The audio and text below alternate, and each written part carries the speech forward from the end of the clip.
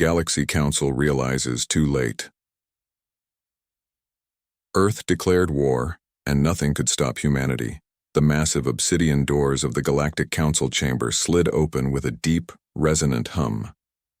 The sound echoed through the cavernous space, causing thousands of alien delegates to turn their attention toward the entrance. The chamber itself was breathtaking, carved from the interior of a hollowed-out asteroid at the galactic core. Its walls glittered with embedded bioluminescent organisms that pulsed in hypnotic patterns.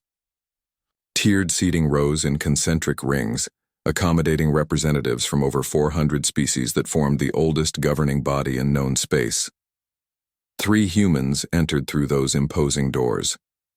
They appeared small and fragile compared to many of the massive tentacled or crystalline beings that filled the chamber, yet they walked with unwavering confidence, their faces betraying no hint of intimidation.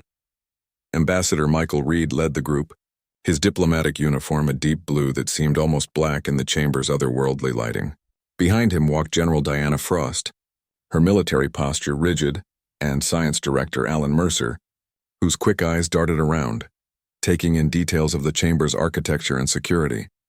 High Elder Zorix, a towering being with translucent skin that revealed a complex network of glowing veins beneath, leaned forward on the central podium. His voice when he spoke seemed to come from everywhere at once, vibrating through the chamber rather than traveling through air. The representatives of planet Earth, he announced, making no effort to hide his condescension. You stand before the Galactic Council, which has governed this region of space for 50,000 years. State your purpose. Ambassador Reed stepped forward. When he spoke, his voice was calm but carried clearly to every corner of the vast chamber. High Elder, honored representatives of the Council, we come with a message from Earth. A ripple of what might have been amusement passed through the alien delegates. Many had followed reports about this primitive species that had only recently achieved limited interstellar travel. Humans were considered a curiosity at best, barely worth the Council's attention. Earth has petitioned for full membership rights 7 times in the past century, Reed continued. Each time we have been denied. Earth has requested protection from illegal mining operations in our system 3 times. Each request was ignored. Earth has submitted evidence of technology theft by Council members 14 times. No action was taken. The High Elder's inner lights pulsed more rapidly, the only sign of his growing irritation. If you have come merely to repeat old grievances— I have not, Reed interrupted, causing gasps from many delegates. Interrupting the High Elder was simply not done. I have come to deliver a formal notice. General Frost stepped forward, activating a small holographic projector. Above her palm appeared the image of Earth's solar system, then rapidly expanding to show the surrounding sectors of space. Across this 3-dimensional map, thousands of small points of light began to appear. What is this? Demanded the High Elder. As of 6 hours ago, Standard Galactic Time, Reed announced, his voice now carrying a steely undertone. Earth has formally declared war on the Galactic Council. Laughter erupted across the chamber, clicking mandibles, rumbling thoraxes, whistling spiracles. The sounds of hundreds of different species expressing the same emotion. Dismissal. The High Elder's inner lights now pulsed rapidly with amusement. You cannot be serious. Your species has barely mastered rudimentary space travel.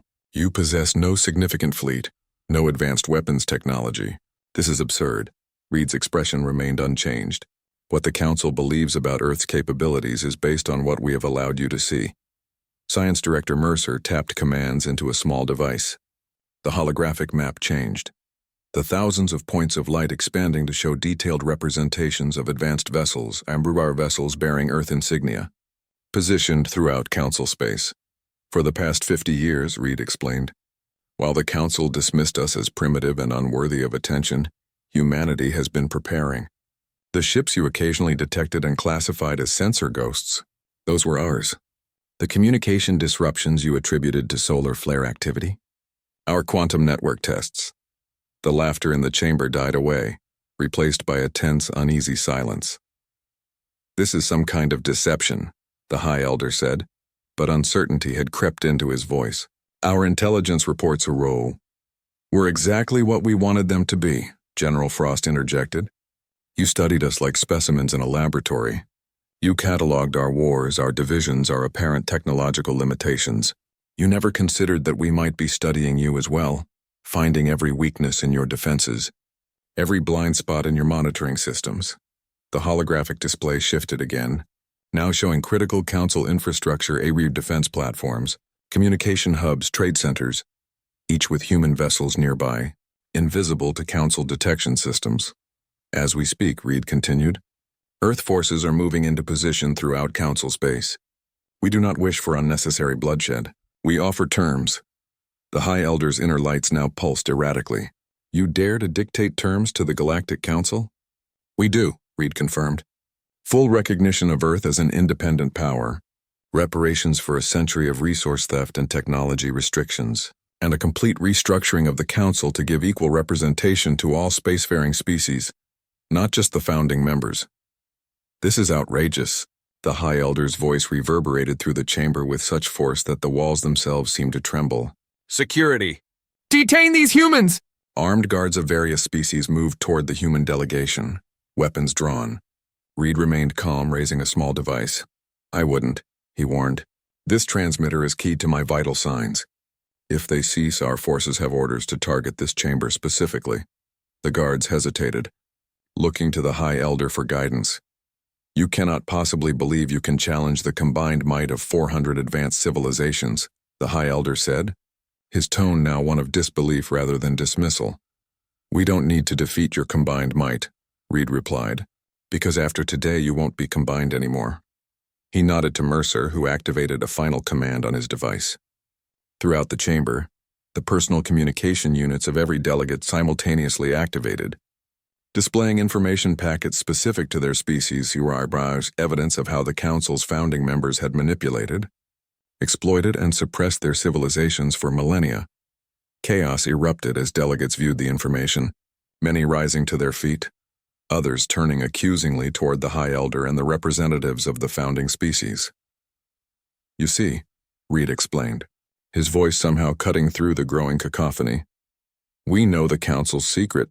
Your unity is an illusion maintained through information control and selective technology sharing. Today, that illusion ends. The three humans turned to leave as the chamber descended into shouting and recriminations. Security forces were now too busy trying to contain disputes between delegates to concern themselves with the Earth representatives. As they passed through the massive doors, a delegate from one of the newer council species, being with iridescent scales and 4 arms, approached them hurriedly. Ambassador Reed, she said quietly, I am Delegate Tala of the Lumerian Collective. There are those among us who have long suspected what you have revealed today. If what you say is true, it is, Reed assured her, and Earth welcomes allies who wish for a more equitable galactic community.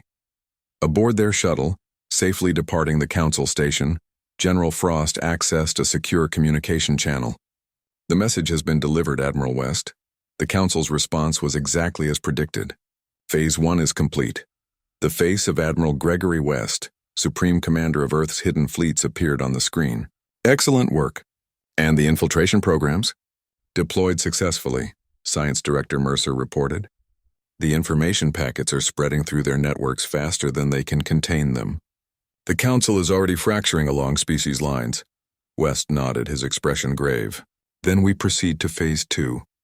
May God have mercy on them all, because after centuries of dismissal and containment, humanity has run out of patience. Back on Earth, in the deep underground command center beneath the Pacific Ocean, military leaders watched as reports flooded in from human vessels throughout Council space. The carefully orchestrated first strikes had begun, not against military targets, but against the communication and transportation infrastructure that held the Council's disparate species together. The war that would reshape the galaxy had begun, and the Council, which had ruled for 50,000 years, found itself facing an enemy unlike any it had encountered before. An enemy it had consistently underestimated until it was too late. They never understood us, Admiral West said quietly, watching the strategic displays as they updated in real time. They studied our conflicts, our divisions, but missed the key insight, which was, asked his aide, that humans fight hardest when backed into a corner, West replied. And for a century the Council has been containing us, studying us, dismissing us. They created the perfect conditions for us to prepare, to unite, to plan, and now they'll pay the price for that mistake. Across Council space, the carefully Galaxy Council realizes too late Earth declared war and nothing could stop humanity. The emergency session of the Galactic Council convened in chaotic disarray. The Grand Chamber, usually a model of order and decorum, now echoed with angry voices in 100 different languages. The bioluminescent organisms embedded in the walls pulsed erratically, reflecting the heightened emotions of the gathered delegates. Only 3 days had passed since the human declaration of war, but the galaxy had already been transformed. High Elder Zorix struggled to maintain order, his translucent form now darkened with stress patterns. Beside him, Security Director Kral, a massive reptilian being whose scales glittered like metal under the chamber's lighting, reviewed incoming reports with growing alarm. Order. Zorix's voice reverberated through the chamber. The council will have order. The cacophony slowly subsided, though tension remained palpable in the air. Representatives from 400 species turned their attention toward the central podium, many still displaying visible signs of agitation. The situation is grave, Zorix announced, his inner lights pulsing slowly in an attempt to project calm. Human forces have struck at key infrastructure throughout Council space. Our primary communication relays have been compromised. 17 major transit hubs have been disabled, and most concerning, our defense grid monitoring systems are experiencing unexplained failures. Security Director Kral stepped forward, his heavy tail thumping against the floor for emphasis. The attacks show precision and coordination that should be impossible for a species of their development level. Our intelligence assessments have been catastrophically wrong. A delegate from the Arvian Concordat, a gelatinous being that floated in a containment field, surged forward. How is this possible? We were assured humans possessed only rudimentary interstellar capabilities. Deception, growled Kral. They allowed us to see what they wanted us to see. While we studied them, they studied USA Euros and prepared. The holographic display at the center of the chamber activated, showing surveillance footage from multiple council facilities.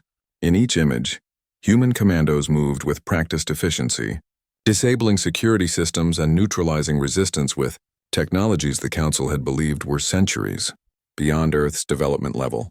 Most disturbing is their apparent ability to bypass our most advanced detection systems, Kral continued. Analysis suggests they have developed stealth technology inspired by creatures from Earth's deep oceans, biological adaptations that absorb or redirect scanning frequencies. The chamber erupted again, delegates demanding explanations, assurances, action. Zorix raised his appendages, calling for silence. We have initiated Protocol 7, he announced, causing a ripple of shock through the assembly. Protocol 7 had not been invoked for 15,000 years. It represented the full mobilization of all Council military assets. The human homeworld will be targeted directly, Kral added. The Council's primary battle fleet is already en route to the Sol system.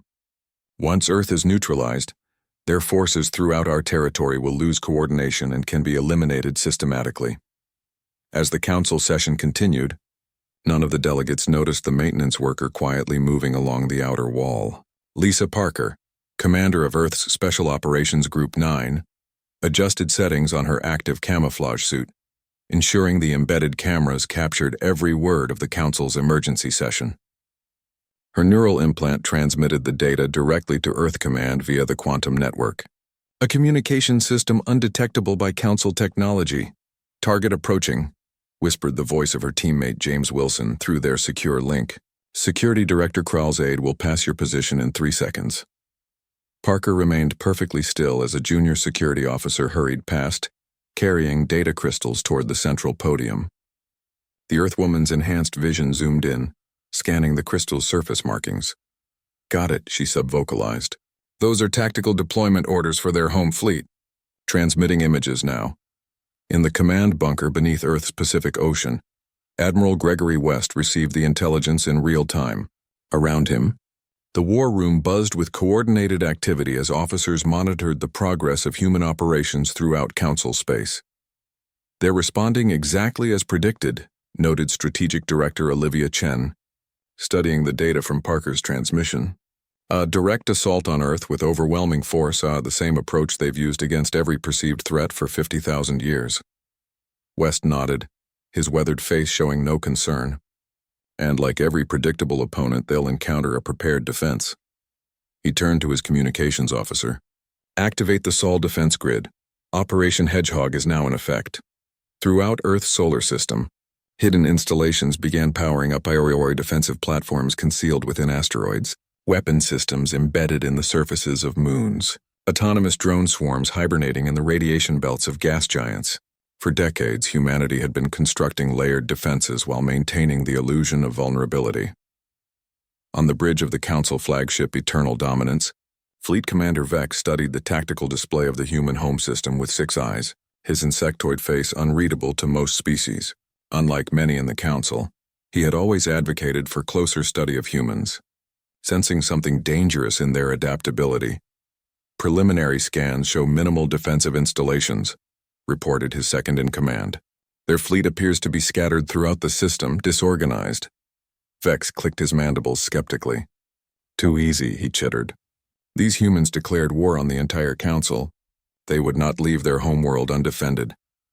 Perhaps they expected their surprise attacks to prevent our response, suggested another officer.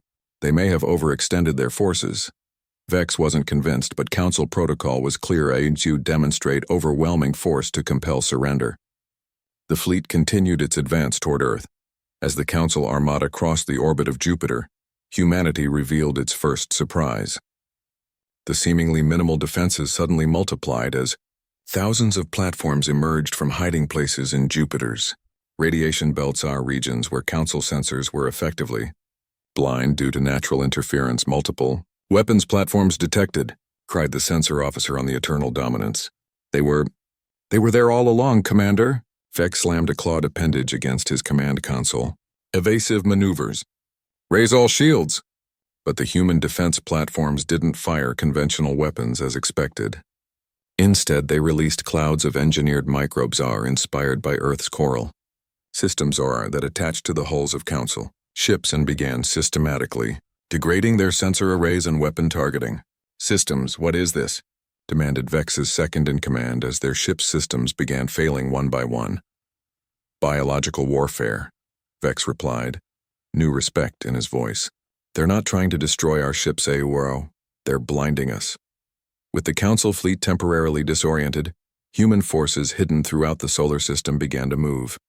Unlike the rigid hierarchical structure of Council military forces, Earth's fleet operated in autonomous cells, each capable of independent action while still following the overall strategic plan. Back in the Council chamber, the emergency session was interrupted by the sudden arrival of a junior communications officer, his tentacles writhing in distress. High Elder, he burbled. We have lost contact with the fleet. Silence fell over the chamber as the implications sank in. The Council's greatest military force, sent to crush the upstart humans once and for all, had somehow been neutralized. Security Director Kral's scales flushed a deep crimson a sign of rage among his species. Impossible! Nothing could stand against the combined might of our primary battle fleet. From her hidden position, Lisa Parker continued to record the Council's reaction, a small smile playing at the corners of her mouth. The plan was working perfectly. High Elder Zorix turned to his advisors, inner lights now pulsing rapidly with alarm. How could they have developed such capabilities without our knowledge? We have monitored their planet for centuries. An advisor, a being of pure energy contained within a specialized field, fluctuated nervously. We may have misunderstood their development patterns, High Elder. While we measured their progress by technological benchmarks, they appear to have focused on biological adaptations and hybrid technologies that our monitoring systems were not calibrated to detect. In simpler terms, Kral growled, we were looking for the wrong signs. We expected them to follow the same technological evolution as other species. And they did not, Zorix concluded, his voice heavy with realization. They found another path entirely. In the Earth Command bunker, Admiral West received confirmation that the Council fleet had been effectively neutralized. Status of Operation Hedgehog? Complete success, sir, reported his tactical officer. Enemy fleet sensor capabilities reduced by 87%.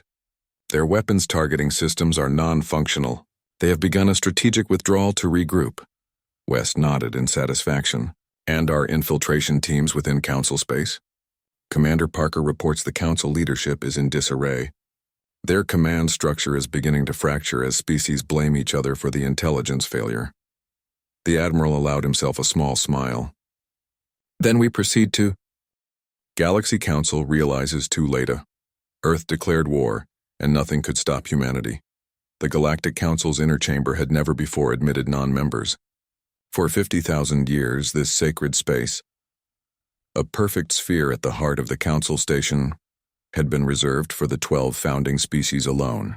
Its walls, composed of a living crystal that absorbed and reflected the thoughts of those within, hummed with unprecedented tension. High Elder Zorix occupied the central position, his translucent form now so darkened with stress patterns that he appeared almost solid. Around him, the 11 other elders, Aorors, each representing one of the founding species, Air projected a mixture of rage, fear, and disbelief.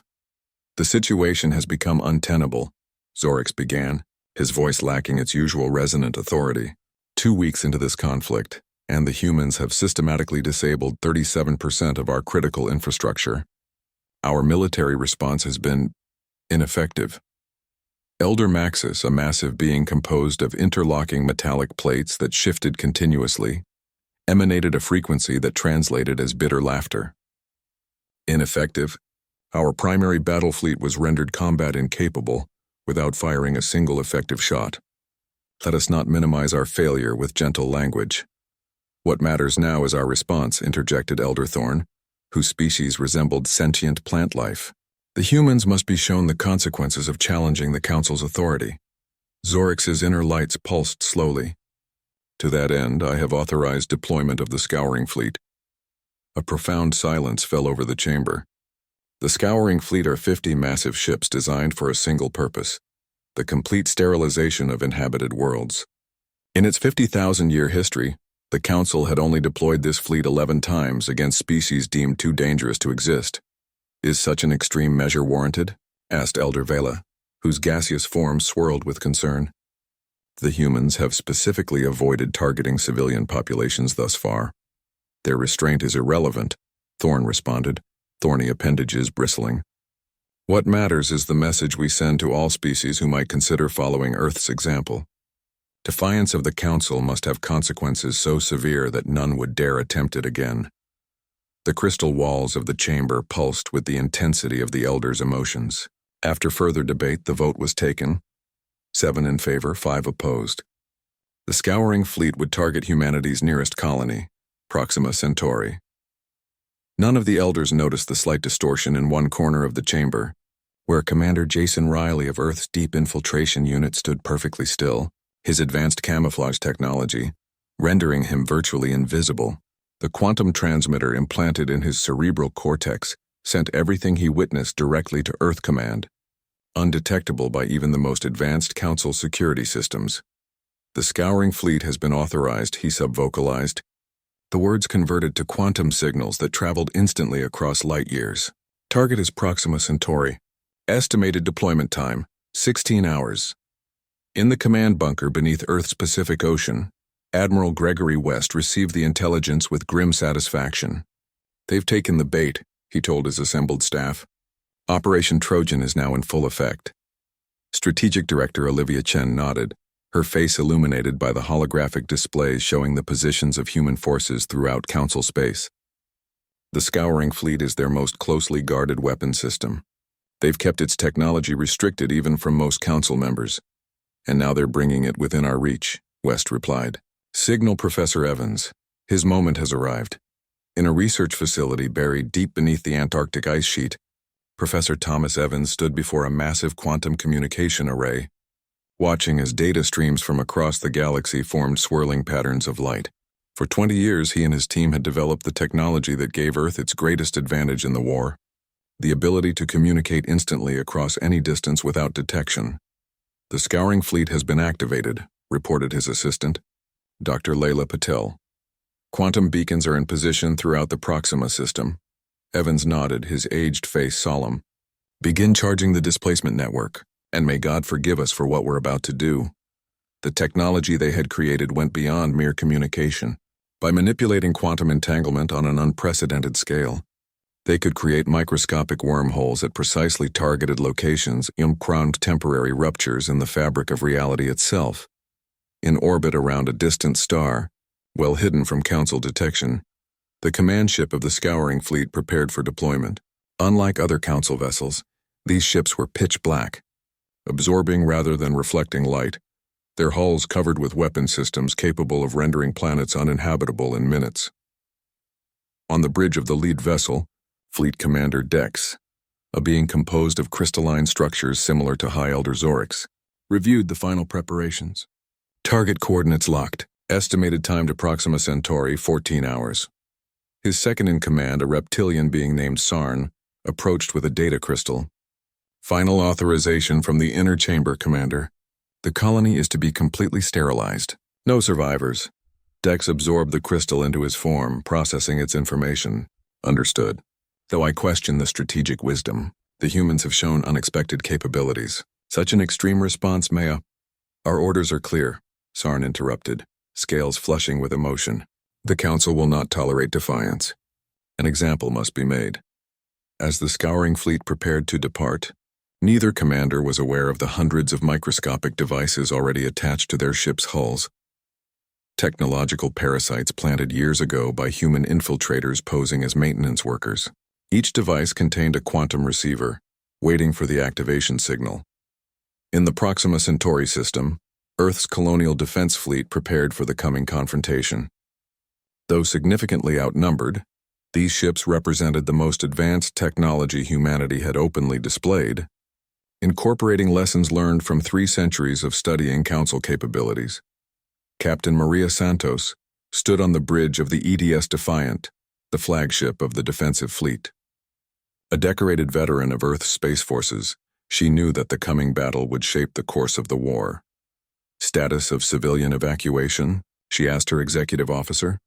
89% complete, Captain, came the reply. The last transports will clear the system within 6 hours. Santos nodded, dark eyes fixed on the tactical display. And our special packages? All deployed as ordered. Throughout the star system, specially designed autonomous drones had been positioned. These weren't weapons in the conventional sense. They were carriers for Professor Evans' quantum technology, designed to interfere with the scouring fleet's devastating weapons. All ships battle stations, Santos ordered. We hold this line until the evacuation is complete. After that, fall back to position Beta and prepare for Operation Trojan. The bridge crew acknowledged the orders, their faces showing a mixture of fear and determination. They all knew the historical record. No species had ever survived direct confrontation with the scouring fleet, but humans had never been ones to accept historical inevitability. At the edge of the system, reality rippled as the scouring fleet emerged from faster-than-light travel. The 50 black ships moved into formation with machine-like precision, their weapon systems beginning to charge. On the Defiance Bridge, Santos received confirmation of their arrival. Right on schedule, she noted, activating a secure quantum channel. Professor Evans, they've arrived. Standing by for your signal. In his Antarctic facility, Evans initiated the final sequence. The quantum displacement network activated, creating a field that encompassed the entire Proxima system. Displacement field active. Captain Santos, you may proceed with Phase 1. Santos turned to her weapons officer. Target their lead vessel. Conventional weapons only. Let's get their attention. The Earth fleet opened fire. Their weapons significantly more powerful than anything the Council believed humans possessed, but still far below the destructive capacity of the scouring fleet. As expected, the black ships easily absorbed the assault, their advanced shields showing no signs of strain. Pitiful, Commander Dex observed from his flagship. They cannot seriously believe they can stand against us with such primitive weapons. They seem desperate, Commander, Sarn suggested. Perhaps they hope to buy time for more of their colonists to escape. A futile gesture, Dex replied. Prepare the primary cleansing array. Target their largest settlement first. As the scouring fleet's devastating weapons began to power up, Professor Evans sent the activation signal. Throughout the enemy fleet, the quantum receivers attached to their hulls activated simultaneously. Energy spike detected within our systems, reported a startled officer on Dex's bridge. Source unknown. Dex's crystalline form pulsed with alarm. Locate and neutralize. But it was already too late. The quantum displacement technology created microscopic wormholes inside the ship's power cores. causing energy to bleed away through ruptures in space-time itself. Weapon systems that had been charging suddenly found themselves without power. Shields fluctuated and failed. Simultaneously, throughout the massive fleet, human infiltrators who had posed as maintenance workers for years suddenly revealed themselves. Sabotage. Galaxy Council realizes too later. Earth declared war and nothing could stop humanity. The central hall of galactic governance had never seen such chaos. Once a model of order and decorum, the massive chamber now resembled a war zone. Delegates from hundreds of species shouted accusations at each other, ancient alliances crumbling in real time. The Council Guard armored beings from the warrior Krell species formed protective cordons around the representatives of the founding members, who faced increasingly hostile crowds from the outer systems. High Elder Zorik struggled to maintain order, his once commanding voice now barely audible above the cacophony. His crystalline form had darkened to an unhealthy opacity. Stress fractures visible along his surface rebar physical manifestations of the Council's disintegration. "The session will come to order," he pleaded, but few paid attention. From a concealed observation gallery high above the chamber floor, Director Robert Taylor of Earth's Psychological Operations Division watched with quiet satisfaction. Disguised as a minor diplomatic aide, he had spent the last 3 years building detailed psychological profiles of every Council species. Now he was seeing the fruits of his labor. Phase 4 proceeding beyond expectations, he subvocalized, his neural implant transmitting directly to Earth Command. The Council's structural integrity is failing faster than projected. Estimate complete governmental collapse within 5 standard days. The response came instantly through his auditory implant. Excellent. Continue observation. Priority targets are delegates showing signs of seeking independent agreements.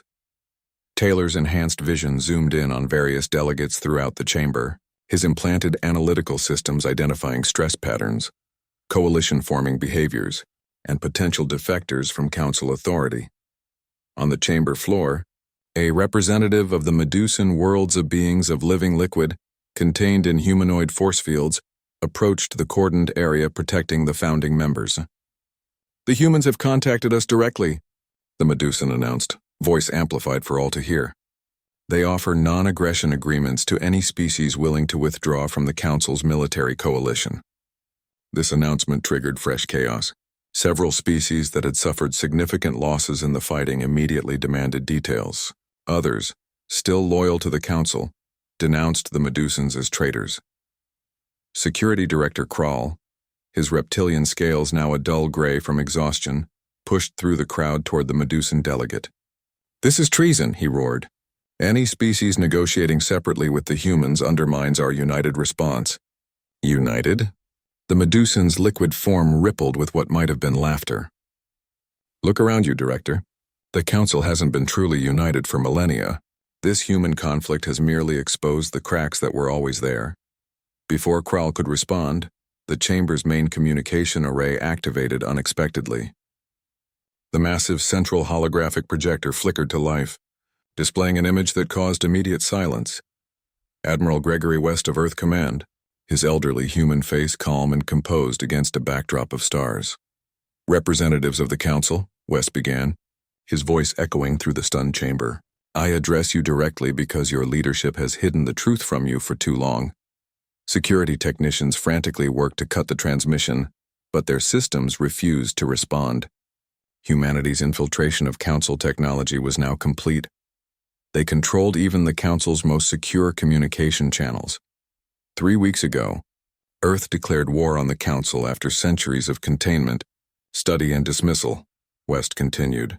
Since then, your leaders have assured you that humanity would be swiftly defeated. They have hidden the extent of our victories. They have concealed the fact that your mighty scouring fleet, the most devastating weapon in Council history, was forced to retreat in disarray. Gasps and murmurs spread through the assembly as species that had been kept in the dark about the war's true progress realized the deception. But Earth does not wish to destroy what took 50,000 years to build, West said, his tone softening. We seek reform, not annihilation. We demand equality, not dominance. Even now, as our forces stand poised to deliver a decisive blow, we offer another path, The holographic display changed, showing a document entitled The Galactic Concordat, with Earth's seal beside an empty space for the Council's insignia. "These are our terms," West explained. "A new galactic body where all spacefaring species have equal representation. An end to technological restrictions based on arbitrary development classifications. Open sharing of medical and scientific advancements. And accountability for those council leaders who have maintained power through deception and manipulation for millennia." As the Admiral spoke, encrypted data packets were simultaneously transmitted to the personal devices of every delegate in the chamber, evidence of how the Council's founding species had manipulated, exploited, and suppressed their civilizations for thousands of years. "You have 6 standard days to consider these terms," West concluded. "Individual species may contact Earth Command directly to arrange separate agreements if they wish. Those who choose to stand with the current Council leadership will be considered hostile forces. The choice is yours." The transmission ended, leaving the chamber in stunned silence. Then, like a dam breaking, hundreds of conversations erupted simultaneously as delegates digested both the Admiral's message and the damning evidence now in their possession. Director Taylor continued his observation, marking which delegates immediately checked their devices and which ones seemed most affected by the revelations. His psychological warfare team had spent years compiling that evidence, our centuries of council minutes, classified directives, and private communications that revealed the true nature of the supposedly benevolent government. In the chamber's secure command center, High Elder Zorix convened an emergency meeting with the other 11 elders. Their private sanctuary, normally a haven of calm deliberation, now crackled with tension. "The humans have outmaneuvered us at every turn." Elder Vela's gaseous form swirled with distress, not just militarily but informationally. "They've turned our own secrets against us." Elder Thorn's thorny appendages thrashed in rage. "This is unprecedented. How did they access classified information spanning thousands of years?" "They've had infiltrators among us for decades," Security Director Krall admitted, scales flushed with shame. "Disguised through genetic modification and surgical alteration? We've already identified 17 in critical positions, but there are likely many more." High Elder Zorix's fractured form seemed to dim further. "We face a species that has turned our own methods against us. For centuries we studied them like specimens, all the while they were studying us more effectively. The question remains." Elder Maxis's metallic plates shifted uneasily. "Do we accept their terms?" The silence that followed was answer enough. The proud council, which had ruled unquestioned for 50 millennia, could not bring itself to formally surrender to a species it had dismissed as primitive barely a month earlier. "Then we must prepare for the final phase of this conflict," Zorix said gravely. "Gather what forces remain loyal. We will make our stand at the ancient core." None of the elders noticed the slight distortion in one corner of their supposedly secure room, a human observer using advanced camouflage technology, transmitting their desperate plans directly to Earth Command. In the command bunker beneath Earth's Pacific Ocean, Admiral West received the intelligence with a mixture of satisfaction and regret. "So they choose to fight to the end," he said to his gathered staff. "A predictable response from a species that has known only dominance for 50,000 years. Strategic Director Chen nodded. "Their pride won't allow them to accept terms from a species they've studied and contained. Even facing certain defeat, they'll maintain the illusion of superiority." "Then we proceed to the final phase," West decided. "Operation Checkmate is authorized. Inform Professor Evans to prepare the quantum displacement network for maximum deployment." Across human-controlled space, a new weapon system began charging, one that represented humanity's ultimate technological achievement. By manipulating quantum entanglement on an unprecedented scale, they could create microscopic wormholes at precisely targeted locations, temporary ruptures in the fabric of reality itself. Meanwhile, throughout Council space, carefully positioned human agents activated their final protocols, pushing the already unstable political situation toward complete disintegration. Military units, uncertain who to trust, began acting independently. Border worlds, long chafing under Council restrictions, declared independence. Ancient rivalries between species, suppressed for millennia by Council mediation, erupted into open conflict. Back in the Central Hall, Director Taylor watched as the Council's authority crumbled before his eyes. Various species delegations were now openly forming new alliances, negotiating directly with Earth representatives, or making preparations to return to their homeworlds. "Sir," came a transmission through his implant. "We're detecting unusual energy signatures from the Elder's secure chamber." Taylor frowned. "Clarify." "Pattern suggests quantum encryption being bypassed. They may be attempting to access the Forbidden Archives."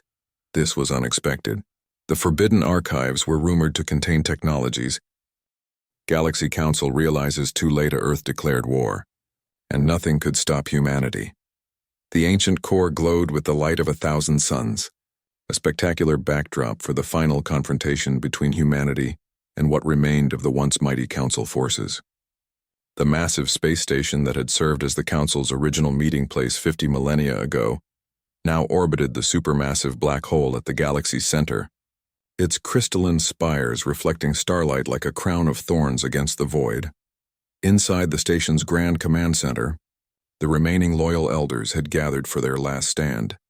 High Elder Zorix, his crystalline form now cracked and dimmed almost to opacity, surveyed the tactical displays with growing despair. Around him, the representatives of only 7 founding species remained, the others having either surrendered to Earth or been overthrown by their own populations after the revelations of Council corruption. "The human fleet has been detected entering the system," reported Security Director Krull, his reptilian scales now a dull gray from exhaustion. 87 vessels, including what appears to be their new flagship. "Only 87 ships?" Elder Thorn's thorny appendages twisted in confused hope. "Our defensive fleet still numbers over 200. "Numbers meant nothing in our previous engagements," Krull reminded him bitterly. "These humans do not fight as we expect them to." The tactical display updated, showing the approaching Earth fleet. At its center was the EDS Invictus, humanity's newest and most powerful warship. Unlike the utilitarian designs of earlier human vessels, the Invictus possessed an almost artistic quality at its hull, incorporating organic curves and biomimetic structures that seemed to absorb rather than reflect sensor scans. "They're hailing us," announced a communications officer, surprise evident in their voice. It's Admiral West himself." High Elder Zorix straightened, summoning whatever dignity remained in his fractured form. "Put him through on the main display." The holographic projector activated, showing the elderly human admiral seated in a command chair on the bridge of the Invictus. His weathered face showed no triumph, no arrogance, and only a solemn determination. "High Elder Zorix," West began formally, "I address you directly in hopes of preventing further bloodshed. Your situation is untenable. Most of your member species have either declared neutrality or actively joined our coalition. Your technological advantages have been neutralized. There is no scenario in which this battle ends in your victory." Zorix's inner lights pulsed weakly. "If you expect us to surrender to a species we have studied and contained for centuries, you understand nothing of our pride, Admiral." "Pride," West repeated thoughtfully. "Is that worth the lives of the beings under your command? Is it worth the final destruction of an institution that has maintained order, however flawed or were, for 50,000 years?" Before Zorix could respond, a new signal interrupted their communication. The holographic display split, now showing Commander Lorien alongside Admiral West. "High Elder," Lorien began, his translucent form pulsing with urgency, "I speak now as the elected representative of the Transitional Council. 36 former Council species have voted to accept Earth's terms. We are forming a new galactic assembly where all spacefaring species will have equal representation." Zorix's form darkened further with what might have been rage. "Traitor! You destroy 50 millennia of order for what? Some human notion of equality?" "Not for equality alone," Lorien replied calmly, "but for truth. The humans shared with us the Council's sealed archives, showing how the founding species have manipulated and suppressed technological development throughout the galaxy. How you classified and contained species not based on objective criteria, but on their potential to challenge your authority." Silence fell over the command center as the lower-ranked officers processed these revelations. Many had served the Council out of genuine belief in its benevolent authority.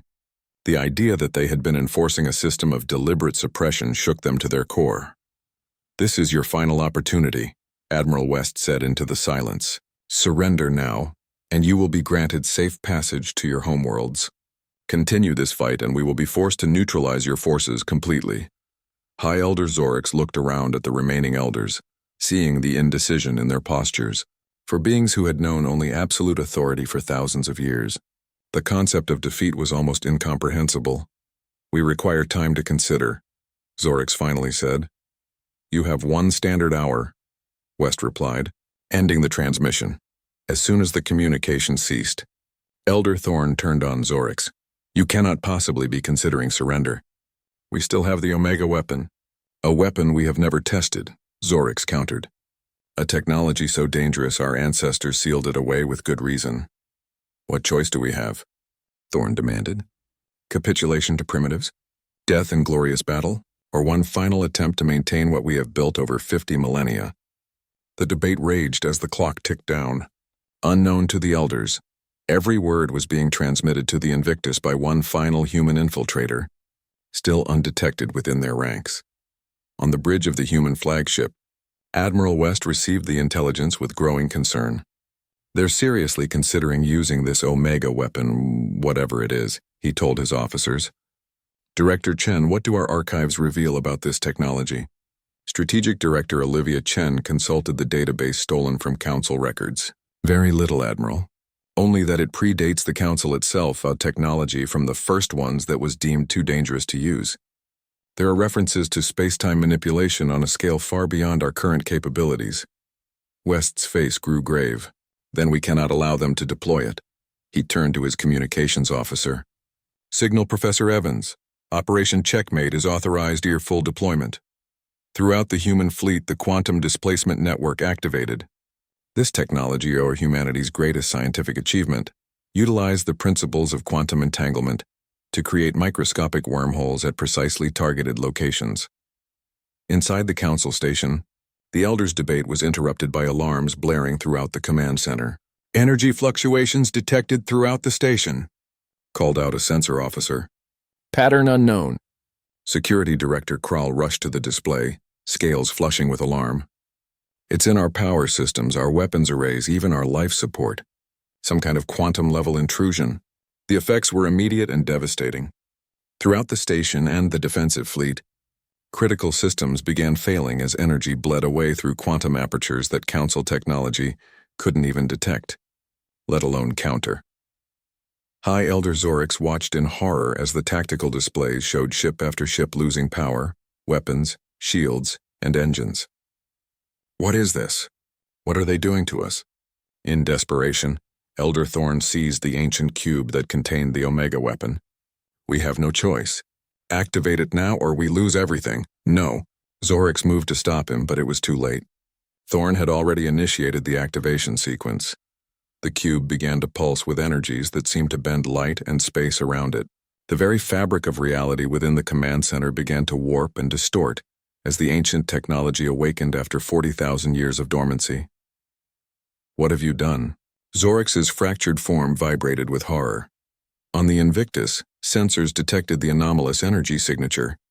Admiral, called out the science officer. Massive space-time distortions emanating from the Council station. It appears they've activated some kind of singularity generator. Can we counter it? West demanded. Possibly, said Professor Thomas Evans, who had joined the bridge crew for this final confrontation. If we reconfigure our quantum displacement network to create a containment field, essentially using our wormholes to channel their distortion. Do it, West ordered without hesitation. Evans worked rapidly, his aged fingers flying over the controls as he redirected humanity's ultimate weapon from an offensive to a defensive configuration. The quantum network, designed to disable enemy systems, now created a complex pattern of microscopic wormholes around the Council station, containing the growing space-time distortion. Inside the station, chaos reigned. The Omega weapon's effects had spread beyond the command center, causing gravitational fluctuations that tore at the very structure of the station. It's becoming unstable, Kral reported, genuine fear in his voice for the first time. The reaction is cascading beyond containment parameters. High Elder Zorix made a decision. Evacuate the station, he ordered, his voice carrying an authority that brooked no argument.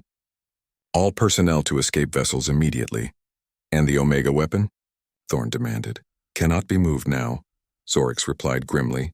It must be contained here, or it could tear a hole in reality that would consume half the galaxy. As evacuation orders spread throughout the station, Zorix opened a channel to the Invictus. "Admiral West," he said, his once mighty voice now humbled. "We have a situation that threatens all of us." West listened as the High Elder explained the nature of the activated weapon. "We've detected the distortion," the Admiral confirmed. "Our quantum network is currently containing it, but we don't know for how long. There is only one solution," Zorix said solemnly. "The station must be destroyed completely, taking the Omega weapon with it. But the resulting explosion will